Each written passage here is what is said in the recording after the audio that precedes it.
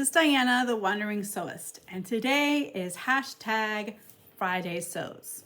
This is a hashtag that was started by Jen from Today in Jen's Sewing Room as a way for the sewing community to come together and share their lives and build a friendship community and to include all people. So it's very inclusive, it's a very friendly, very nice community that I hope you will come and join us.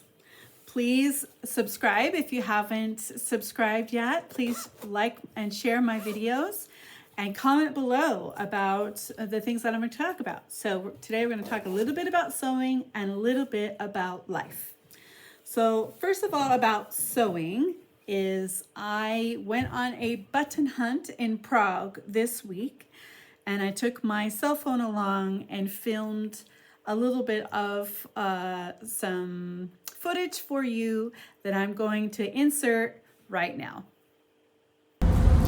Hi, I am on the tram on my way to the fabric store to search for buttons. I'm going to turn the camera around so you can see a little bit.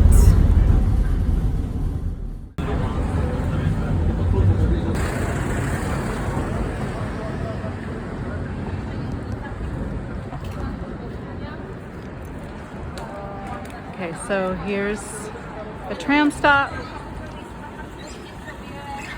This is some of the city where we are in Prague. So what we need to do now is we need to cross the street. So we need to find a crosswalk. There's one of the trams coming. That's what they look like.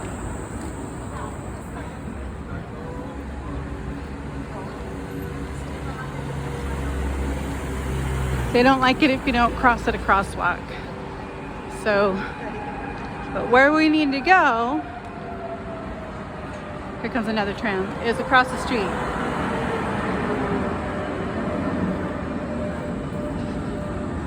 Bowling alley. Flower shop.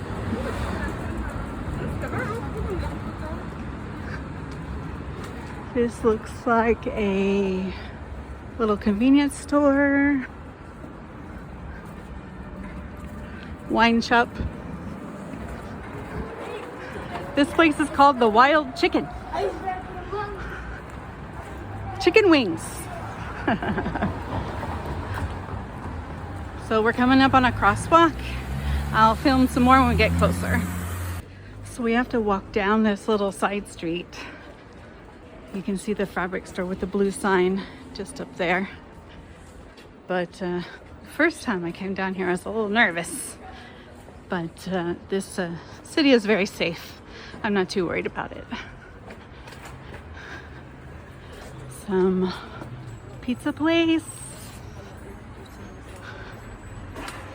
All right, so the fabric store is called Mraz and Latki is fabric, so it's Latki Mraz. There's the sign.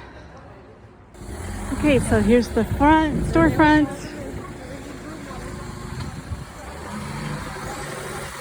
And the entrance.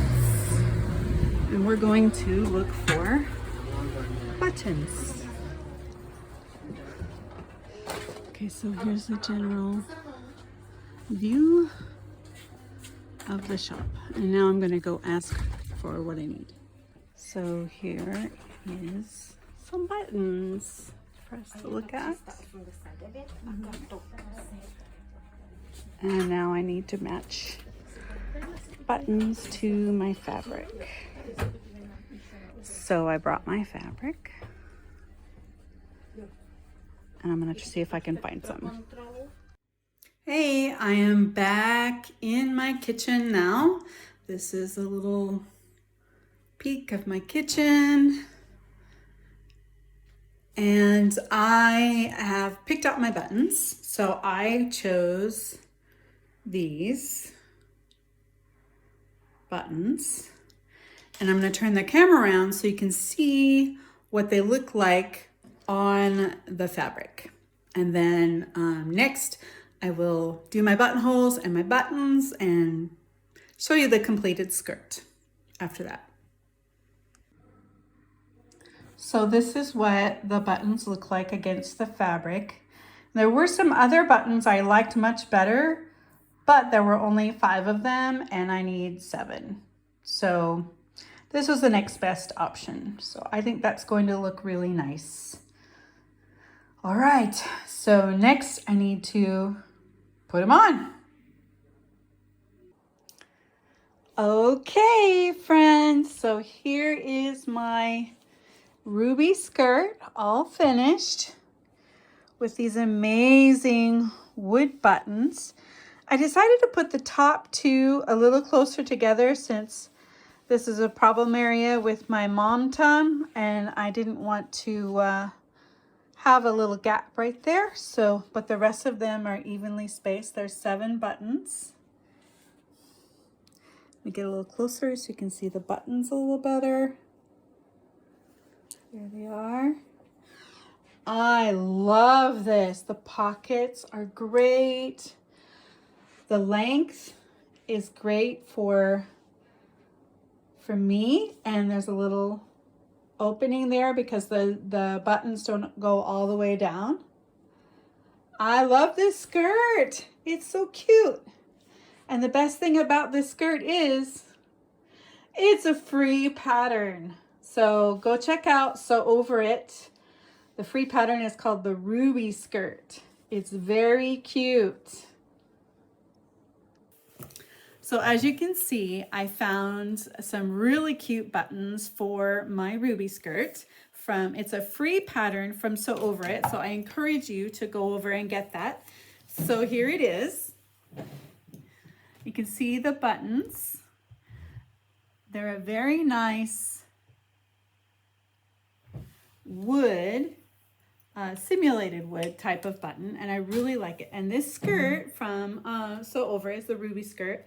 I love this skirt. It's really pretty. It's really comfortable. The fabric is polyester, and yesterday was a pretty warm day. I wore it yesterday, and I have to say I was a little bit warm. So I might put this away for a few more weeks until fall really sets in. I think we're having in Prague right now what they call Indian summer. So it's like the last gasps of summer before the cold weather sets in. So I know for sure that I'm going to take this and wear this on my trip to France at the end of September. So I love this skirt. The only thing about it that I would add to the pattern is on the back elastic.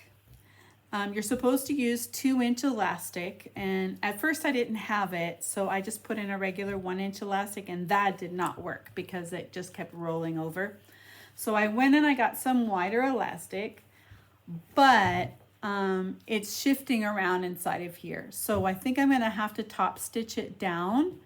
You know, you just stretch it and then you just run a couple of rows of top stitching. I think I'm gonna do that soon to keep the elastic from rolling around inside. So that's the only thing I would ask that the makers of this particular pattern probably should add, is that we really do need to top stitch that elastic down. But other than that, this is a great pattern. It wasn't difficult at all, and I really enjoyed sewing it, and I love these buttons.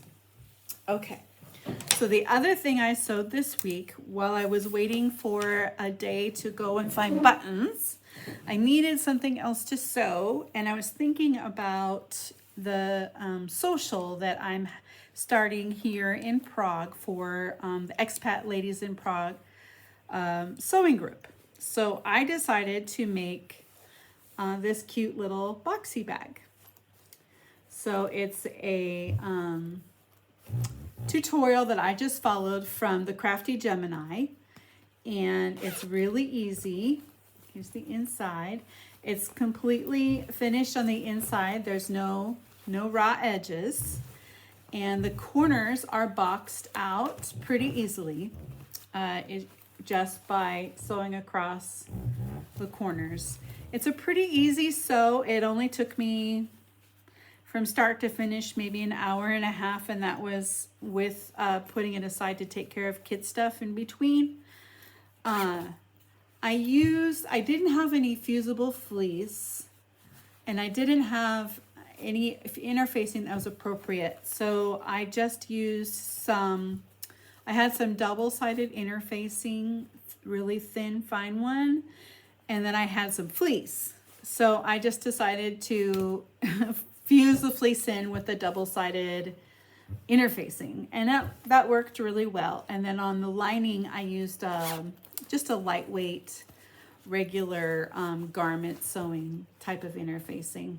Oh, I found a thread. I always find threads. I'm terrible at snipping my threads. But it's really easy to make. It's really cute. And the nice thing about this particular pattern, well, it's not even a pattern. This tutorial is, I started out with rectangles that were 8 inches by 10 inches. But you know, if you wanted a bigger bag, you could make it as big as you want. And then you can just change the size of the boxing of the corners to fit whatever size, whatever height, however tall you want your bag to be. That's how long this line should be. So it's a fun sew. It's an easy sew. So what I was thinking about doing is using this as like the first workshop that I would offer, is if everybody brought some fabric and some interfacing and a zipper, then we could cut and sew them in a couple of hours workshop. What do you think? Comment down below if you think this would be a great first workshop. If this is too complex, especially for a beginning sewer, what if I just did a regular flat zipper pouch? What do you think about that idea? I really like this little boxy bag. I don't know what I'm going to use it for yet, but you know, there's always little bits and bobs in your sewing room that need some place to live. So this is probably what I'm going to do with that. So that's the sewing for the week. And now let's talk a little bit about life. So my 3 boys are going to be going to a British school here in Prague. And I had to go this week to the school to pick up their school uniforms. So it's the first time they've ever had to wear uniforms. And the British school is the only school in Prague that requires uniforms. And the boys are pretty bummed about having to wear them. But I have to say, as a mom, I think it's great. I just laugh at them when they start complaining about the uniforms because I think it's great. I don't have to worry about hunting for clothes for school. They have to wear a PE uniform for athletics. They have to wear certain swimming trunks for swimming classes. Everybody's going to have the same. There will be no competition for clothes. They also have to wear the same. They have to wear a hat. It has to be the uniform hat. The jacket has to be a uniform jacket if they're cold. It's like a zip-up fleece jacket. I think it's pretty great. Let me know down below. Have your kids ever worn uniforms? Did you like it? What did your kids think about it? Did you get a kick out of it as much as I am? You know, I've been a mom for 34 years now, and my youngest child is 10, and I'm to the point now where whenever they start complaining about this stuff, it's just comical to me. I just start laughing. So that happened this week. We went to pick up the uniforms, and also this week, as a matter of fact, yesterday was my oldest daughter's birthday. It was also the press conference where Lyon County released the evidence that they had against the perpetrator of the one who hurt my daughter. I don't want to say the words here because I don't want this video to get deleted or anything, and I don't want to talk about it too much, but I've had a difficult time this week because I saw all the evidence 3 days ago, and then I haven't slept very well since then. But you know what's helped me a lot is I got a weighted blanket. And that is making a difference in how I'm sleeping. I'm wondering, can you make weighted blankets? I mean, I've seen places where you can buy those little glass beads and then put them, I guess you would sew like a quilt. You would sew like little pockets and put the beads in and then close it up. I don't know. Let me know down below. Have you ever made a weighted blanket? Did you like the process? Was it good? Was it easy to get the materials? Because remember, I'm in the Czech Republic, so I may or may not be able to get the materials. But I went ahead and bought one on Amazon, and I've had it for about a week. And I have to say, it really helps. It's really helping with my sleeping, which I needed, because the last few weeks have been a bit traumatic, and a lot of the stuff from a year ago has been coming back up, and I've been struggling a bit. So yeah, there's a couple of true crime YouTubers that want me to go on and interview me. I think I'm probably gonna do that, but it'll probably be the last time that I do any publicity for the case, just because I need to put like the publicity and the case and everything behind me. You know, it's hard for me to articulate exactly what I'm trying to say, but anyway. So if you're interested in learning more, I have another YouTube channel that's dedicated just to trauma, pain, grief, and loss, and I talk a lot more in depth about my journey through this. It's called More Than Just Survive. The channel is More Than Just Survive. So it's about my journey to more than just survive this. It's my journey to make it through the other side and not just survive. So that is sewing, and that is life, and that is my Friday sews for this week. I hope that you're having beautiful weather wherever you are, and that you have lots of time to sew. Have a fantastic weekend. This weekend, this Sunday, I'm having that sewing social. So I have a lot to do between now and then to, you know, tidy up and get things ready for then. So I will see you again next week. Take care. Bye.